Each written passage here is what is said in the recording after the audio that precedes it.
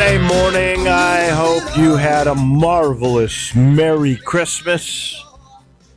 Lots of football, lots of NBA on. There's no longer, used to be, nothing. Friday, Christmas Eve night, nothing. And then all day Christmas, just, now you get all the sports, plus you get a Christmas story every hour on both TBS and TNT. It's unbelievable.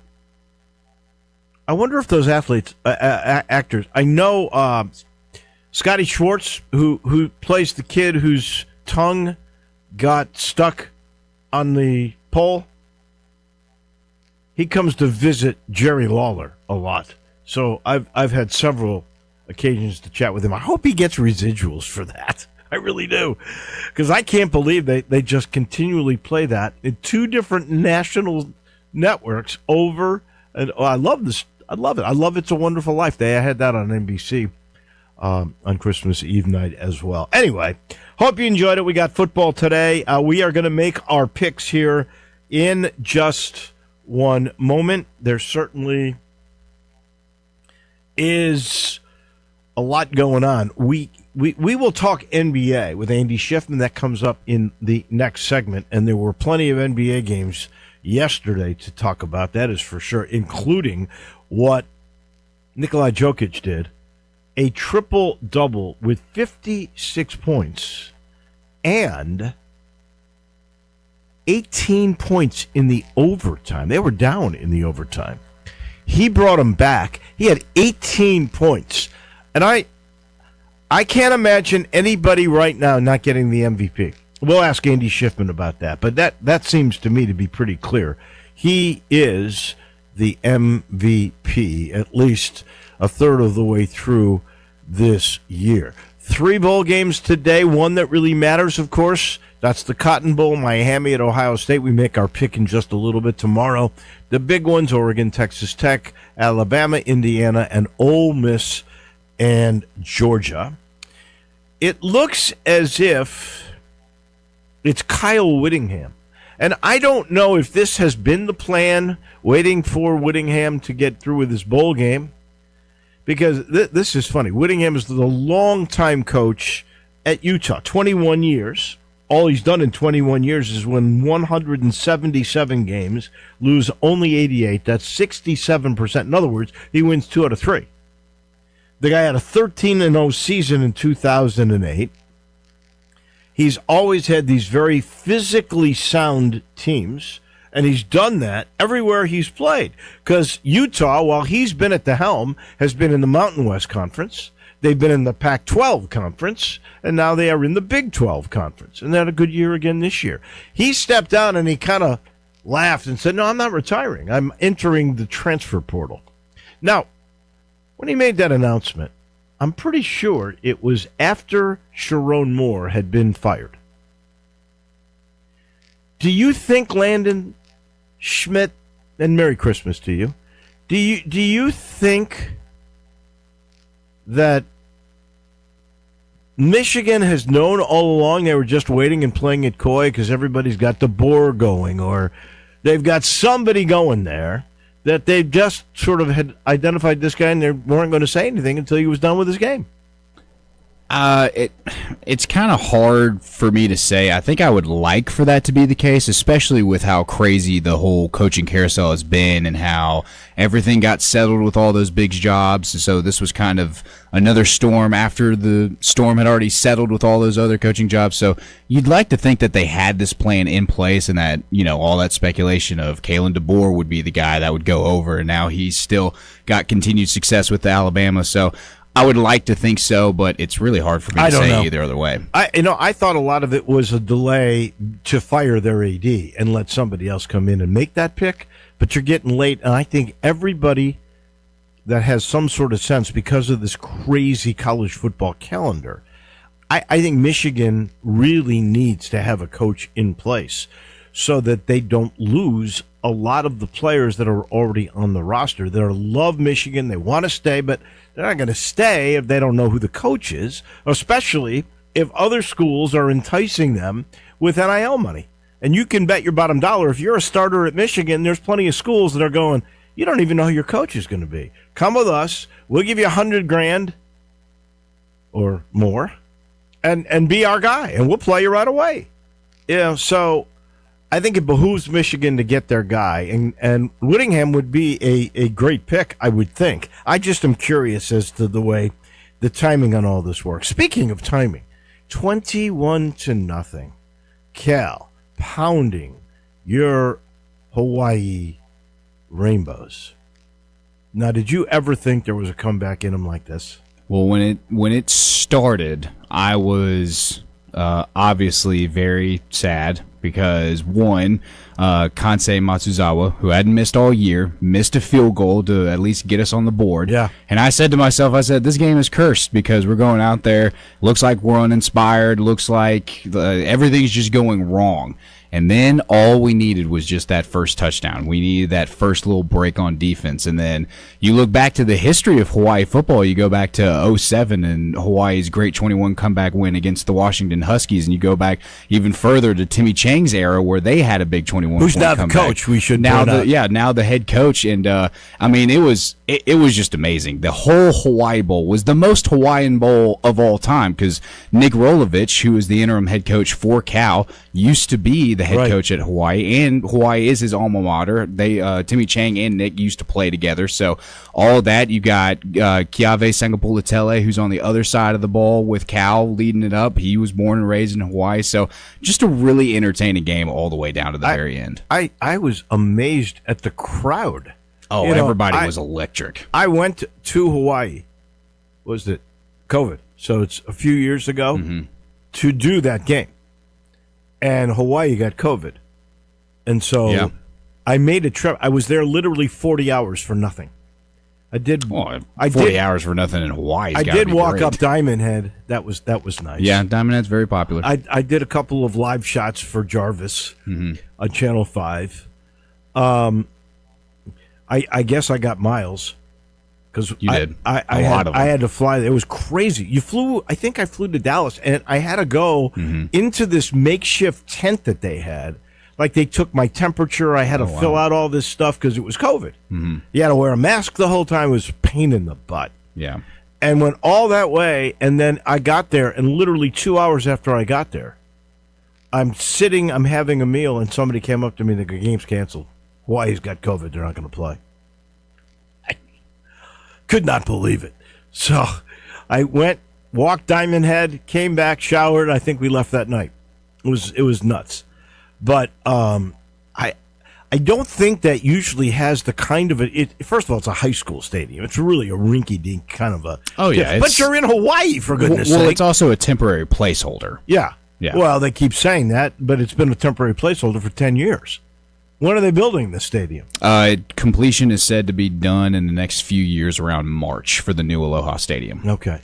This coming March? No, I think it'll be, if I remember correctly, how long does it 2029. How long does it take to build a stadium, for goodness sake? Well, hopefully they do it right because Aloha Stadium has looked terrible before, built terribly. So now they're like revamping this whole new one built to only seat 22,500 people. So it'll be not as big as the old Aloha Stadium used to be, but it'll still be a bigger stadium. I don't know why it's taken so long. I'm telling you, we were there how many years ago? That's COVID's 21, correct? Mm-hmm. So that's 4 years ago. Yeah.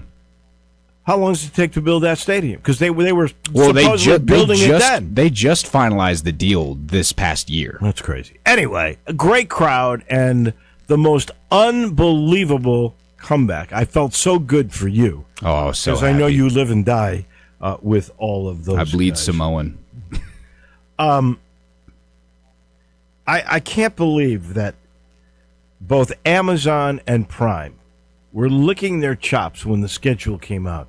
We're getting Christmas Day. We're driving viewers to our streaming platforms. Netflix, which I think has got to be the biggest of the streaming platforms. Prime's not too far behind it.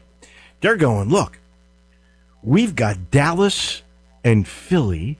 Oh, my gosh. That could probably be for the NFC East. Then we're going to follow that right up with Detroit and Minnesota. Detroit was the number 1 seed in the NFL last year. Minnesota's the up-and-coming team. Some people think they can win the Super. We're going to get the NFC North championship game right here. Wow. Those two back-to-back Christmas Day. Netflix is going to go nuts. Amazon's thinking, we got Denver and Kansas City, man. We got Mahomes. We got this Denver team that's, Sean Payton and Bo Nix looks promising. They'll be in the hunt. Let's hope so. Let's hope they're in the hunt. That could be an AFC supercharged game. Those three games, when those games were scheduled, looked like, wow, the whole world's going to be watching Christmas Day. We got a coup here. Thank you, NFL. And what did you get? 3 meaningless football games. That's just unbelievable.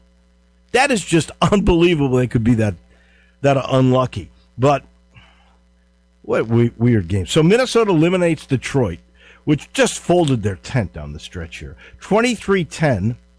Do you know how many passing yards the winning team had? I believe net was 2 or 3. 3 net yards passing. I think I read somewhere that's happened 2 or 3 times, which is hard to believe. I don't see how you could win an NFL football game in this day and age in particular. This is not like the 60s with Jim Brown. 3 net yards. Now, some of that is because he got sacked. Mm-hmm. They take away those passing yards. Yeah. But 3 net yards, their defense was pretty good, though. Detroit turned over the line. This is bad coaching. I hate to say it. But 6 turnovers, 6, and 5 sacks. Awful.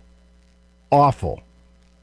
What a dud of a Christmas present for the poor Detroit Lions. That Minnesota ballpark looks beautiful. I'm sure they don't miss that old Memorial Stadium where Bud Grant used to freeze on the sidelines. It looks gorgeous. But, man, that was a terrible game. Then you back that up to Broncos. Well, they finally end a 10-game losing streak at Arrowhead, 20-13. So that was a close game. Do you think that's it? Have we seen the last game of Travis Kelce? I don't think for Travis Kelce. I think he'll still play it. I still think he'll finish out the season at least. He only needs like 1 catch, 10 yards, something like that for some major career record. So I think he'll play next week, because there's some people that think certainly next week he was just doing this for the fans, but he had like 5 catches in this game. Yeah, so I couldn't see him just calling it quits. I don't think he's going to retire. How's this? I don't think he's going to retire. I think they're all going to come back for one more glorious time. I think so. I hope run. So. It'd be good for football. And then Cowboys beat Washington. Dak is going to play the final game, he says, for pride, and there's a big difference between not being 500. So if they were to win, they would be 8-8-1 instead of 7-9-1. Does that compel you to watch that game?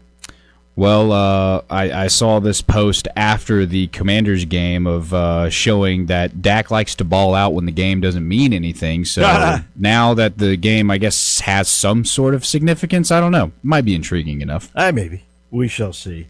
And I will stay tuned just because everybody loves to pick on the Cowboys. But what a tough year. And, Dak looked pretty decent last night. I will say that. Mm-hmm. But they've wasted years with him. I mean, they just don't have the personnel. They've wasted years. I read this story about how Jerry Jones has ruined the career of Dak Prescott. I think if Dak Prescott was a little bit better, it wouldn't be totally that way. But it's been mismanaged, the Cowboys. There's no question about that. All right, well, let's make some picks.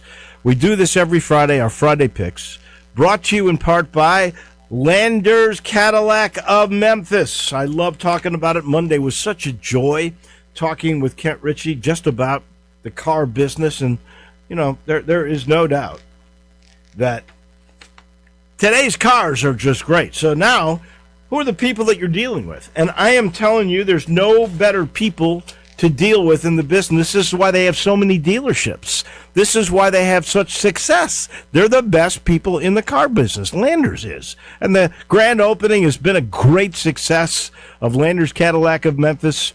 If you go there, I believe they still have grand opening savings on all the remaining 2024 Escalades. You can get $20,000 in total savings if you buy one of those vehicles. They're paying top dollar for trades. You can get even more savings if you go and use the Landers Easy Pass. You go to CadillacofMemphis.com to find that. So don't miss out. Get there. Go see what it looks like now because it's gorgeous inside. They still have grand opening offers. There's no doubt about that. And the best Cadillac models are going to sell fast. So get there quick. And remember, if it doesn't say Landers, you paid too much. I am 36-32, barely above 500. My friend Landon, 10 games under 500. 29-39. Still hope to catch me, though. We have 5, our Friday 5 pack. We'll start with the Cotton Bowl tonight. The one meaningful bowl. There's 2 other meaningless bowls that are on today. One of them has, I think it's Florida International against Texas San Antonio. I'm interested in that. The American, which had the best record of all the conferences last year in the postseason, off to a bad start. Memphis lost and South Florida lost, so they're 0-2. They gotta make haste here. But I don't have those. I've got the one, I think, pretty good bowl game that has 2 top 25 teams in it with both coaches still there. That's a big part of it. Both coaches are still there, so I picked that as our 5th game. But let's go with the Big 4, the playoff games, the Cotton Bowl. Miami against Ohio State, the Buckeyes, 9.5-point favorites. This is in Dallas, so nobody has a home field advantage. I think Ohio State's going to win the game. I think Miami plays pretty decent defense. I think they showed that against Texas A&M. I don't think they're going to win the game, but I don't think they're going to lose by 9.5 points. Could happen. I don't think so. Give me Miami. Well, I'm going to go more of a strategic route this go-round to try to make up some ground. Oh, you're going against me. I agree with everything you said, but purely based on where I'm standing in the picks, I'm going to go with Ohio State in this game. Okay. I think that's a wise decision on your part because that's really a toss-up here. I think we're both in agreement Ohio State's going to win the game. Yes. All right. Now you got Oregon against Texas Tech. I listened to Greg and Eli this morning, and I think the consensus is wrong team favored here. That Oregon is overrated. Texas Tech is the best team money can buy. They've been brilliant all year long. But, that line has gone by Vegas and by bettors. That line was 1.5 for a long time. It's 2.5 now. People are believing in Dan Lanning. And you know what? I believe in Dan Lanning. I think that team is really, really good. I think this is the first time Texas Tech has got so much pressure on them. So I'm going to go with the Ducks. I say they win, and I say it's only a field goal. I say they cover. Well, I like where all of this is going because I originally went into this wanting to pick Texas Tech, so I'm going to go with Texas Tech in this game. I really like Texas Tech's defense. I feel like they've got guys all the way around that can shut down this Oregon offense. It'll definitely be a close game and a really good game, but I'm going to go with the Red Raiders. All right, so we are 2 for 2 in opposition here as you, in your quest, try to come back in these standings. The Rose Bowl. That's Alabama and Indiana. It's too bad Oregon wasn't in that. You would have had at least one West Coast team there, and you still do have a Big Ten team there, right? Because that's always been connected with the Rose Bowl. And in this game, Indiana, the Hoosiers of Signetti are 6.5-point favorites. This is head-to-head. Big Ten, SEC, many debate, which is the better league. These are 2 teams at the top of each league. So I'm going with Indiana. I think they cover the 6.5. I think Alabama had they're fortunate to be where they are, where they have 20 rushing yards in very bad rushing in their win. performance. Yeah, I think Indiana's just too good. I think Indiana wins this game and I think they win it easily. They'll cover the 6.5. Yeah, well, this game's going to go against everything I've said up until this point because I'm all aboard the Indiana hype. I'm all aboard Kurt Cignetti and Fernando Mendoza. I love this team. That's actually the team I picked to win the national championship this year, so I'm going with Indiana. The team that I picked to win the national championship this year is Georgia. And they got to give them Very 6.5 away in the Sugar Bowl. And I would say that the Sugar Bowl locale is perfect for both teams. So both teams have home field advantage here. Both teams are going to end up with a great deal of attendance. It's going to be a great game. There's no doubt about that. Georgia's 6.5-point favorites. Georgia was fortunate to get by the Ole Miss Rebels in the first game. They trailed, came back, won the game. I think this team is playing really good right now.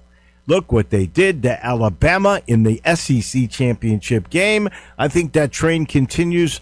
And I'm not saying because Lane Kiffin is gone. Look, Lane Kiffin left, and look what they did to Tulane. They beat him by pretty much the same score they did in the regular season. I don't think it makes that much of a difference. They got Charlie Weiss there. It's Golding's defense that might be important here. I just don't think they can keep up with a Georgia team that seems to be hitting its stride. Give me the Georgia Bulldogs. I'll give the Rebels 6.5. Well, I'm going to take that 6.5. I'm going to go on the other side, and I'm going to go with the Rebels. I think that this offense still looks really good. Pete Golding's got something going on. He's got a whole hometown crowd behind him, so I'm going to go with the Rebels. And then finally, it's Georgia Tech and BYU. That's the bowl game I picked, the Pop-Tarts Bowl, for one. I love the mascot of the Pop-Tarts Bowl. Oh, it's great. It's the greatest championship of all time. And then the fact that these are two top 25 teams, both with coaches there, so there's actually I don't know of any opt-outs at this point, so this game actually may have meaning. I'm going to go with BYU. I think they're good. The 4.5-point favorites, I think they win it by a touchdown. I will take the Cougars. Well, this works in my favor. I love Haynes King. I love what he said about going into the postseason of how these are his guys and that he's not going to give up on them and he's going to go the distance. So I'm going with the Yellow Jackets. Okay. We are split on 4 of the 5. A lot of ground to make up here. You could make up a lot of ground. You could lose a lot of ground. We could split those games, which could very easily happen. We shall see. Those are our picks as I sit in the Family Leisure studio, and I remind you, they still got that sale going on. I wonder if they're open today. I would think that they are. Maybe it's a pre-Christmas sale, but tell them we sent you, and if you get a hot tub, you get a free gift. There's special financing available, in-stock patio furniture up to 50% off. Please, go check it out. Go see Billy. Go see Lindsay. She owns the place. Tell her how beautiful it is, and that you heard about Family Leisure from us here at Sports 56, and you will prosper. Go check it out. That's Family Leisure, I-40 and Whidden Road. We take a break. We're heading to Chicago. Our agent, Andy Schiffman from Priority Sports, he gives us the breakdown on the NBA at Christmas time right here on Wolo and Friends. Start your day with Sports 56 Mornings with Greg Gaston and Eli Savoy. Weekday mornings from 7 to 10, right here on Sports 56 and 98.5 FM. I can't tell you the number of times I've heard people tell me that they wanted to wait until spring to put their home on the market. This is Sheldon Rosengarten at Marks Bensdorf Realtors, and think about it. In March, April, when the azaleas bloom, so do the real estate signs. More competition. We've been in an unusual market in the last year, and to get an edge on other homes on the market, make sure and talk to 2 to 3 real estate brokers and make sure that I am one of them. I've developed a highly successful strategic marketing program that can mean the difference in what you make and when. From the preparation before you go on the market to the presentation and keeping you informed every step of the way, it's rare that we cannot provide results. That's why people often say, when you want the job done, call Sheldon at 483-0546 or memphisrelocate.com. Write it down or call me now, memphisrelocate.com or 483-0546. This is it. Your last chance to upgrade your vehicle for less. Shop our biggest year-end savings ever at Landers Ford in Collierville, the #1 Ford dealer in Greater Memphis. That's right. To finish the year strong, we're rolling out last chance savings on a huge selection, just in time for the holidays. The price you see is the price you pay. No hidden addendums. That's the Landers Ford difference. New 2025 Ford F-150, Explorer, Escape, Mach-E, Transit, and Lightning. 0% APR available. 0 down payment, 0 payments for 90 days. Want to save even more? Get $1,000 Ford bonus cash, plus we're paying top dollar for your trade. Get started online now at LandersFordMemphis.com. Don't miss your last chance of the year to upgrade for less. Give us a call to schedule your test drive today. Landers Ford in Collierville. Remember, if it doesn't say Landers, you paid too much. As reported on Ford's 2024 total new vehicle retail sales report, Memphis Market with approved credit from Ford Credit. Minimum monthly payment of $15.15 per thousand finance, regardless of down payment. Interest accrues from inception. Price, tax, title, and $6.95 processing fee. See dealer for complete details. Offer ends 1/5/26.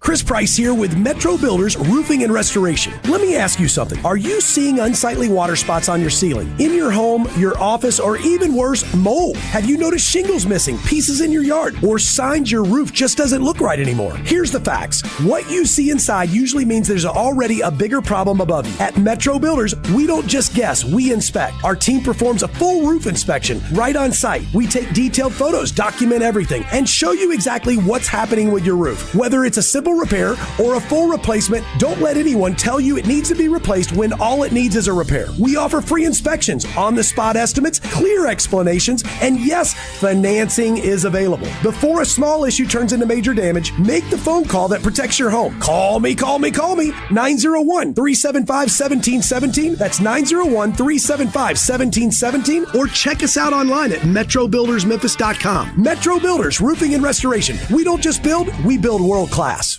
Napa Cafe celebrates 28 years in 2026. Hi, I'm Glenda Hastings, owner of Napa Cafe, and I want to thank you for making us part of your dining experiences. If you are a first-time guest or have dined with us countless times, I want to thank you for making us part of your lives. Whether you're celebrating with the crowd or planning a cozy date night on the town, Napa Cafe can provide you an extraordinary evening. We have 5 dining rooms, including our private wine cellar, our Jan's room for 2 guests, and the Eleanor room for parties up to 60. Sit back, relax, and celebrate. Leave the cooking to us. Come see me at Napa Cafe, 5101 Sanderlin Avenue. We're open Wednesday through Saturday for dinner starting at 5 o'clock. We also offer curbside pickup from our full menu. For details on our stay-in, dine-out menu or reservations, visit our website at napacafe.com. We can't wait to serve you. Come join in and celebrate 28 years of Napa Cafe in 2026.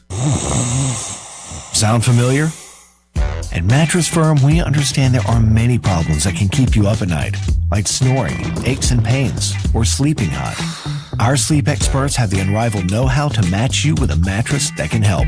And now at Mattress Firm, save up to 72%, with queens from $89.99. For the great sleep you deserve, visit Mattress Firm. We make sleep easy.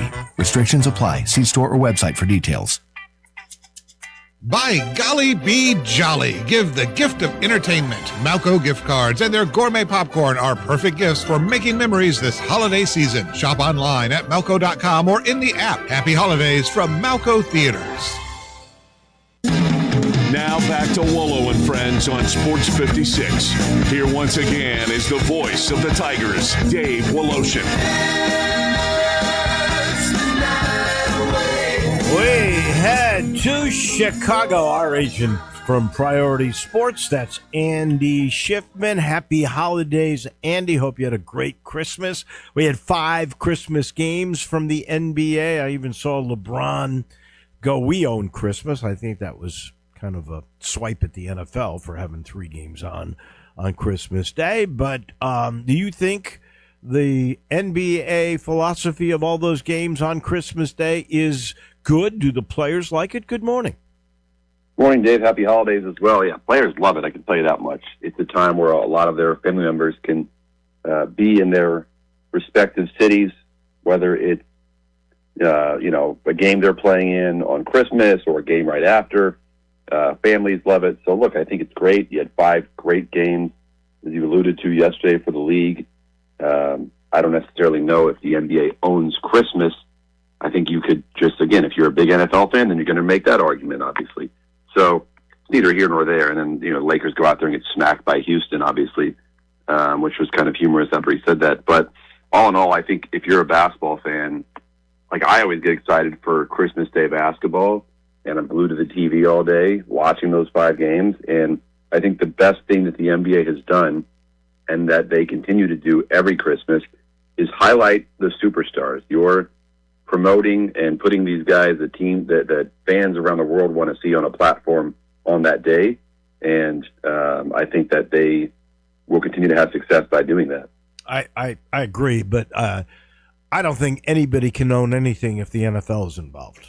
The NFL is going to own it, and the ratings are going to show that. Even though they were on streaming platforms, we'll see how all that plays out, and we'll talk about that on Wednesday with our business guy, Joe Dank.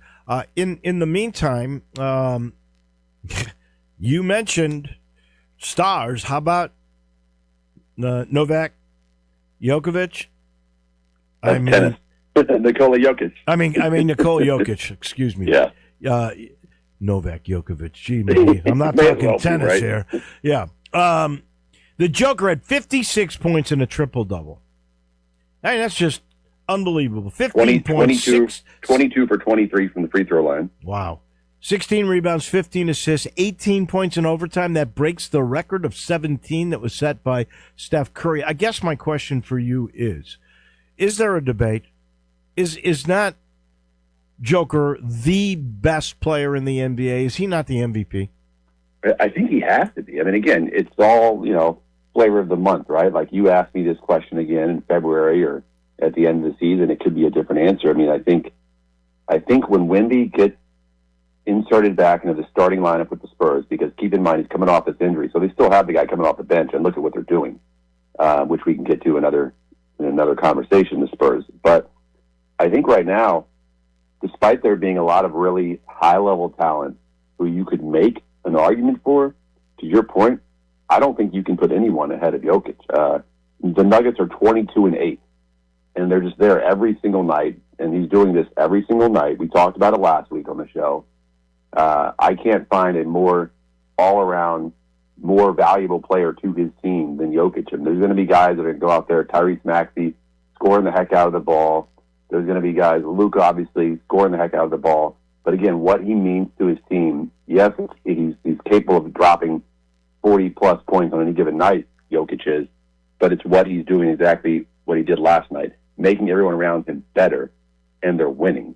It's hard to make an argument against that, to your point. Well, I'm not sure there's ever been a big man as good as an all-around player there definitely is not. As he is. I mean, the passing that he has, all those triple-doubles, he's now 2 away from tying Oscar Robertson for the second most triple-doubles in the history of the game. I believe Westbrook has that, right?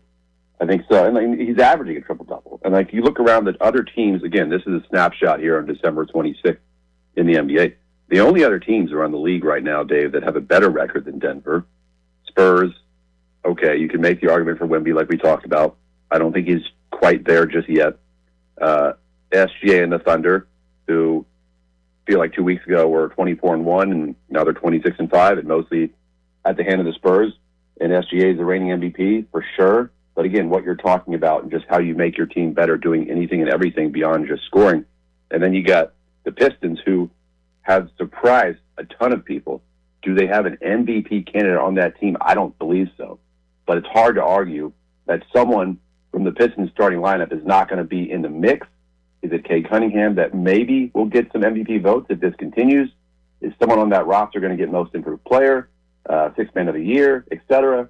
Because people are sleeping on the Pistons, and they're just kind of ho-hum, forget about them. And I think for the East, right, we're kind of transitioning topics here, I know, but kind of the spotlight seemingly is on the Knicks and what they're doing and how good they are at home. And even last night's game when they were down 17 going in the fourth quarter with that great comeback against Cleveland. But there you have the Pistons sitting atop of the East, 24-6, second best record in the NBA. Right. I was going to get to that. I want to pivot back to the West because you mentioned Jokic and the Nuggets and their record, but that's the third best record. And now, because San Antonio seems to have OKC's number, you got to wonder. But remember, OKC still won 2.5 games up on San Antonio. What do you make of this? It looks to me to be dominance. I thought, okay, first game, maybe that's a little fluke. Second game, it's in San Antonio. Now they're going to go 2 days later in Christmas Day. OKC is going to make all these adjustments. Now they know they got to take San Antonio very seriously because they've lost twice. There's no way they're going to lose at home. They were down the whole game, never in it. You got to think that matchup is not a good one for OKC. It absolutely is not. And SGA had a very humble, eye-opening quote, I think, after the game. And he said, look, for as good as we are, something I'm paraphrasing, right? As good as we are, you don't lose 3 times to a team without that team being better than you. So we have to figure out what we need to do to get better as a team because we are not invincible. And he's right. Like you said, you hit the nail on the head. Okay, maybe you caught him on a bad night and you lose one, but 3 times in really a relatively short time span, that tells you something. And again, we've talked about it. You've got one of the best players in the NBA in Wemby right now, one of the most exciting young players in the NBA, and we all know what he's capable of doing on any given night and how difficult of a matchup he alone proves to be. You got him coming off the bench. Like, if that's scary. If you're anyone else in the NBA and you're playing the Spurs and that's happening right now, that is a scary thought to think how good they are. Again, just like you said, on the road, you got your star coming off the bench. They're not even full strength right now. So the West better watch out as well as the entire NBA because they've proven they are a legitimate contender. And again, we always talk about this. If everyone's healthy, that's what it all comes down to. Because you have to be fair in evaluating these teams when they're full health and full strength. There's no reason they can't compete for an NBA championship this year. Going into the year, I thought maybe they could be there in the next couple of years. So they're ahead of that timeline for me, in my opinion, and what I thought. And I bet a lot of people the same outside of San Antonio probably thought the same thing. So it's pretty incredible what they're doing. I agree. Now, let's stay in the West for one more second here and talk Lakers. Because J.J. Redick ripped his team after they were complacent and lost in the final game last night. But they're still 19-10. They lose to Houston lethargically 119-96, but still third straight loss. 19-10. What's going on there? Do you think they will be a factor at the end? Well, I guess that my question to you would be define factor, right? Does that mean competing for a Western Conference Finals? Yes. Yeah, that's a fact. I think in a 7-game series, I think they're probably on the outside looking in because of the other 3 teams we talked about in Oklahoma City, Denver, and San Antonio. Look, the Lakers are a very, very good team. But I think if you're going to sit there and put any one of, let's say, the Thunder, the Nuggets, and the Spurs as one, I would say the Lakers are 1A. I don't really put them on that same playing field. Now, the Lakers had a heck of a month in November. I mean, they only lost twice in November.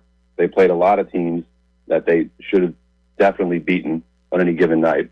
And now as the season continues, as the schedule gets harder, and then you talk about more minutes and more games for a guy like LeBron, who's obviously older. They already have experienced a lot of injury issues with Austin Reeves and Luka.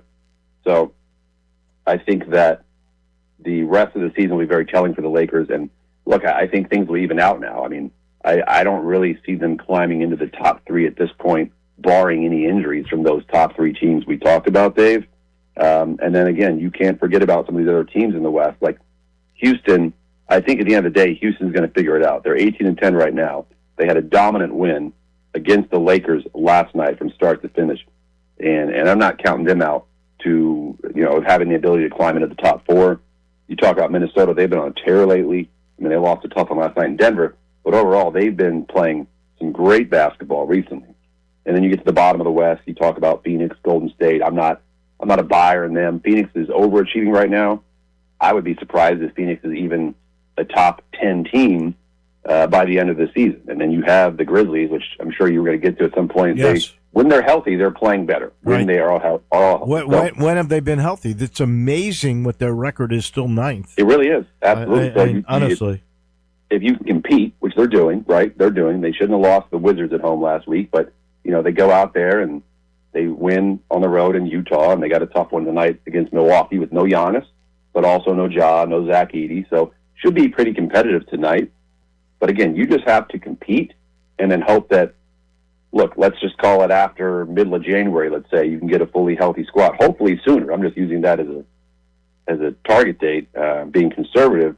But if you can get these guys healthy, I do think the Grizzlies could climb into the top 8 in the standings, maybe even the top 6 or 7. But the West is loaded. The West is star-studded. It's going to be a tall task. All right, before we get to that, Detroit and the East, everybody picking the Knicks. Detroit's got the best record. Unheralded star, as Sports Illustrated pointed out, Jalen Duren,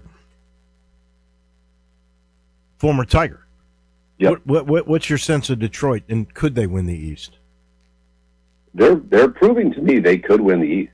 I liked the Knicks going into the season. I really like the Cavs. I don't know what's going on there. I mean, look, you can say every team just about has had some injuries this season. I still like the Cavs, but they have to figure it out. I mean, they had that game in New York won. And I've seen this from the Cavs before, but we're not talking about them right now. Yeah, look, former Tiger Jalen Duren, he's on a tear. Guy's averaging a double-double, 19 and 11. He's one of the more underrated bigs in the NBA that people just don't talk about. But I think in general, people aren't talking about the Pistons because they don't have this elite level Jokic, SGA, Jalen Brunson, Donovan Mitchell sort of star. But then you look up and you've got such a well-balanced starting five, right, between Asar Thompson, between Jalen Duren, he alluded to. You've got Cade Cunningham. And, oh, by the way, you've got, 75-year-old Tobias Harris still putting up great numbers, averaging 14 points a game for first-place Pistons team, which is pretty incredible. I think they've done a really good job in the offseason, getting Duncan Robinson, adding our guy, Karis LeVert, who's done well for them. I don't really know how active they'll be at the trade deadline. I'm sure there's interest in Jaden Ivey. I think he's proven to be less of a valuable piece for the Pistons moving forward, and you could probably get value for him in the market. But also, why stir the pot if you are winning as you are? Right, I agree. Let's go back to the Grizz quick. You're right. If they beat Washington, they're 15-15 with half their team or more when it comes to stars out. Your guy, Brandon Clark, misses the whole season, comes back, plays a game in 6 minutes. He's gone again. What's an update on him, and what's going on with the injuries? Well, I wish if I had an answer of what's going on with the injuries, I think I'd be a very wealthy man. And I do not, and I am not. So that's the million-dollar question, I feel like, for every single NBA decision-maker and trainer around the league. And obviously we've talked about it, I feel like, every week, the whole notion of a calf strain, and that's what's being put out there in the media by these teams. And we talked about it, right? Like, teams are taking every precautionary measure no matter what, and Brandon Clark is an example of that. If a player sustains what's called a calf strain, and we don't know the details of left, right, up and down, when it happened, how it happened, what happened, how long they're going to be out exactly, but all you need to know is these teams, if they believe a player has strained his calf or in any area around there, they're going to sit out for maybe longer than they would have in years past due to the fear of an Achilles injury, right, which kind of seems pretty pervasive around the league the last 12 months, right? And if you have to miss a few weeks, if you're a Brandon Clark after coming back, which is very frustrating for Brandon and very disappointing, but if you have to be out for a couple more weeks to make sure this thing heals 100%, and then you're back sometime in January, which is that's the expectation with Brandon. You asked how long he'll be out, a new update. We're hoping sometime early to mid-January. That is the hope, but I can't sit there and tell you an exact date. That's a lot better than trying to play through a calf strain, especially when you're a player that's already experienced this type of injury and exacerbate this strain into something even more. And that's the fear of all these teams because you've seen it around the league the last 12 months. That's the new revelation, that calf strain can end up being Achilles. And I don't think we ever had that knowledge, until the last year or two. So I understand the caution, but man, it's like Brandon Clark it's another lost year for the poor guy. And when he came back, I mean, the day that he had that injury, there was a story in the paper about how he's jumping higher than he ever did before, and his game is all predicated upon those hops. So that was a sad story. All right, last thing I got to ask you, because he's your guy, Steve Kerr, the Draymond Green thing, then Steve Kerr coming out and kind of apologizing to Draymond, which is amazing to me. One of the faults I've always felt in Steve Kerr, and I was a big fan of his, was that he is a Draymond enabler. And this continued again. I was shocked at his apology to Draymond. They won big last night. So, may be back in the picture. Who knows? He did admit it was the end of the dynasty. But your thoughts on that whole fiasco with Draymond Green leaving the bench and leaving the team, and Kerr basically saying he wasn't getting back in the second half, and all the angst. Look, this is what you go through with a team that is struggling, and for the Warriors' expectations every single year, right? Like, they're not first or second in the West right now. They are struggling. They're underperforming. They're underachieving, and there's always tension that arises. And so, when you get a guy who's a bit of a temperamental player like Draymond Green, as we all know, this was bound to happen at some point. And I think it's water under the bridge now because of Steve Kerr manning the helm. Like, if you had any other, I would say, insecure individual or someone that is not proven that really has to have an ego and puff his chest out and show that he's in control, then I think it becomes more of an issue than it is. But Steve Kerr is human enough and humble enough to realize what is the best thing that I can do to straighten this out and move forward. So this does not become blown out of proportion. This does not become a distraction for the rest of the guys on the team. And I feel like we're talking about Draymond doing something like this, I feel like, every season. And so I give Steve a lot of credit for saying what he said, and as you said, apologize to Draymond and just move forward. And I think that Draymond is savvy enough and experienced enough, and I do think he's mature enough to understand, okay, put this past us and let's just keep playing basketball and try and get to where we want to get to as an organization and not be in your feelings for days and weeks to come. As always, my friend, I appreciate you on this show. Happy New Year to you and yours, and we'll talk next year. Sounds good, Dave. Happy New Year. Yeah, thank you. That's Andy Schiffman, our guy on the NBA. We paused for a second. We're back with a wrap of this Friday show right here on Wolo and Friends. You have opinions? I think it's over. Of course you do. I don't think it's that simple. Everyone does. I got all the answers. Hit us up on the Sissy's Log Cabin listener line at 360-8255. Hey, everybody out there. Walker Taylor with Germantown and Kiowa Commissary. Football season is upon us. Nothing better for your next tailgate party than a barbecue buffet spread provided by the Germantown or Kiowa Commissary. Catering, self-serve or full, is a specialty of ours. No party too small, no party too large. You can check out our pricing and the items we feature at commissarybbq.com. Holidays will be upon us soon. At our Kiowa location, we have a party room for 30 up to 100, perfect for family, business, or church functions. We also have a patio at the Kiowa location, perfect in the fall for enjoying football and eating barbecue.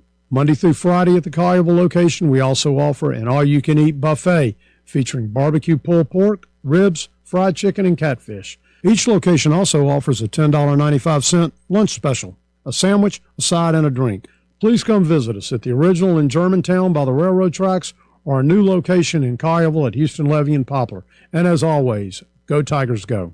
When work needs doing or the trail calls, you need a machine that's ready for both. That's Honda's line of Pioneer side-by-sides. Choose the compact 520, the powerful 700 series, or go big with the 1000 line. Built for 3, 5, or 6. Visit DeSoto Honda, 5656 Goodman Road in Olive Branch, and find your perfect Honda Pioneer side-by-side. For your safety, read the owner's manual and wear a helmet and eye protection. Always wear your seatbelt and close the side nets and doors when operating. Honda side-by-sides are for riders 16 and older.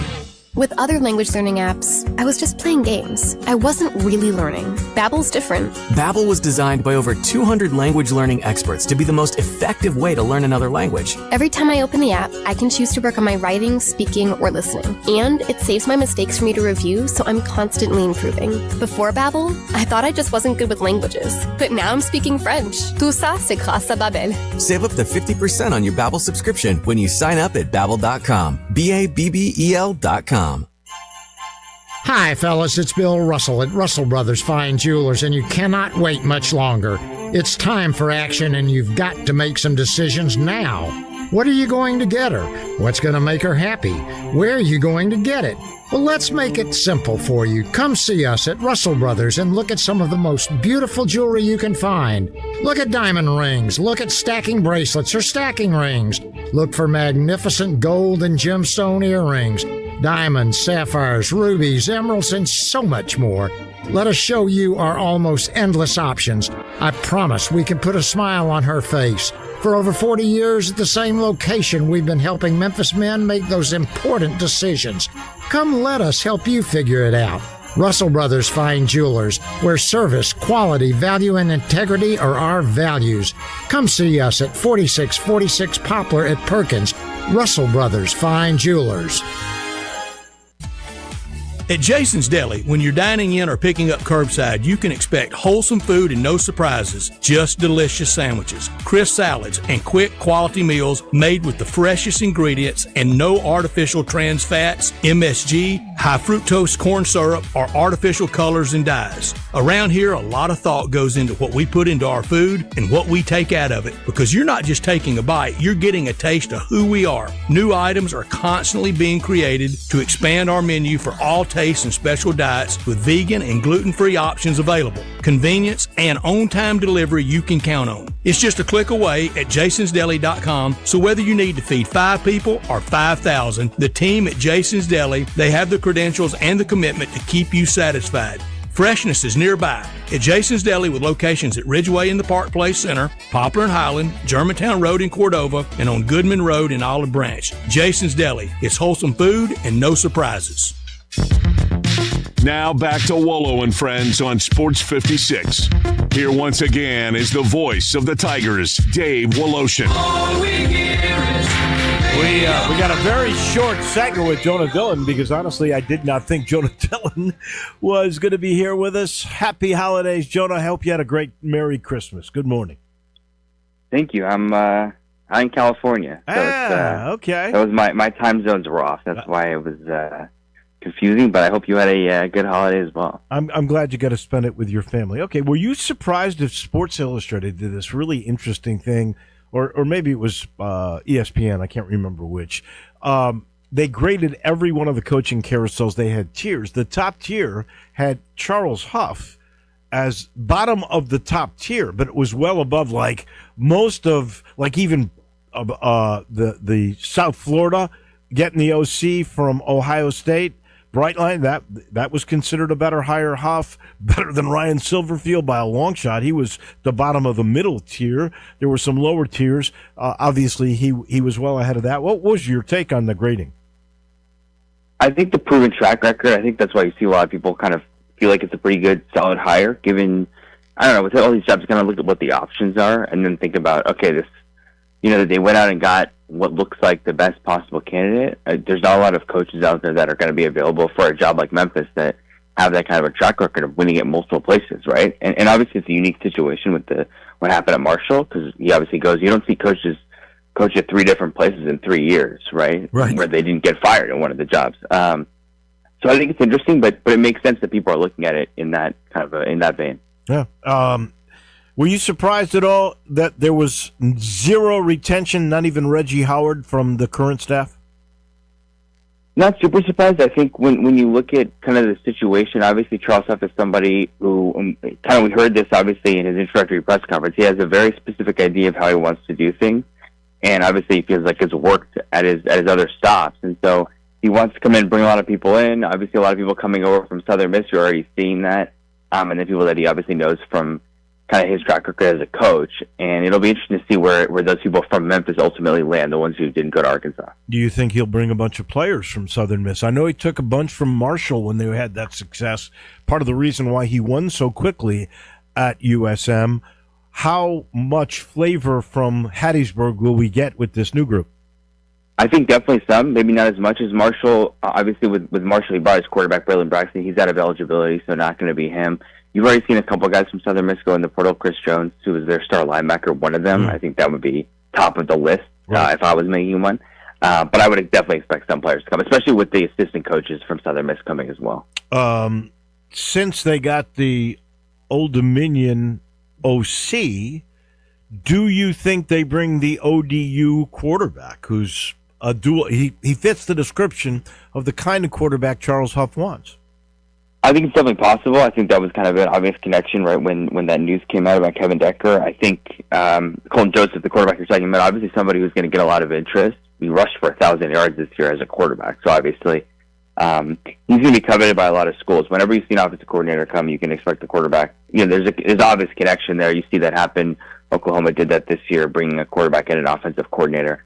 I think they'll be after him. Obviously, like I said, other people are going to be after him too, so it's going to come down to money, like it always does, and who else kind of is in the mix for him at the end of the day. All right, and then Smith, Sutton gone, Spadak gone. I know I talked to his parents. He's had offers from Texas, Florida, Alabama. He's not sticking around. Malachi Brilliant, who was, a redshirt freshman that showed great form. All those guys going, don't you think? Where do you think they might end up? Yeah, I mean, I'm not surprised. I expected basically everyone to leave. Spadak, like you said, I think someone had a pretty good year. He was an all-conference guy.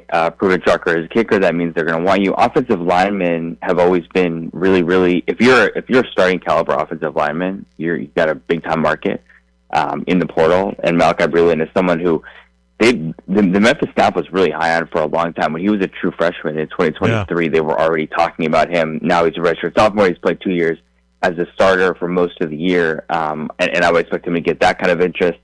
I'm really interested to see with Sutton Smith where he goes and how it turns out, because obviously everybody in Memphis knows about the potential and they know about the game-breaking ability.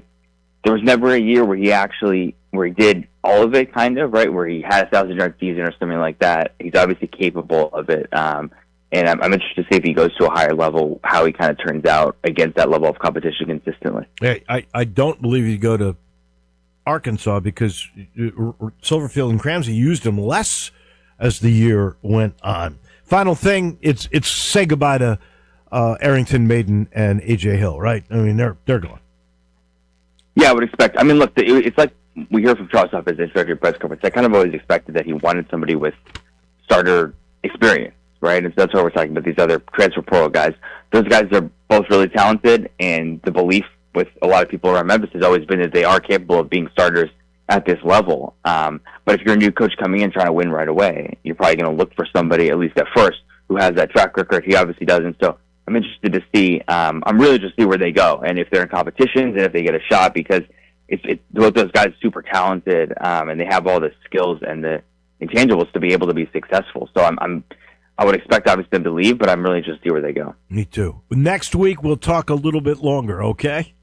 Sounds good. You got it. Thank you, Jonah. Apologize for the shortness of the segment. That's our man from the Commercial Appeal on Tiger Football and a whole lot more. That is Jonah Dillon. He's brought to you by Southern Security. Whether you're a small business owner, maybe you're a single mom buying your first home, Southern Security, they're here to be your really trusted financial partner. For over 75 years, Southern Security has been serving the Mid-South community with the best rates. They're nonprofit. They can do that.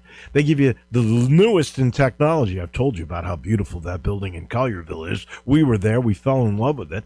You get the best service, I can promise you that, and because of that combination of those three things, they've been voted the best credit union in the Mid-South for 6 straight years. It's easy to join. You can talk to a human being if you call 901-452-7900 or go the more new-fashioned way.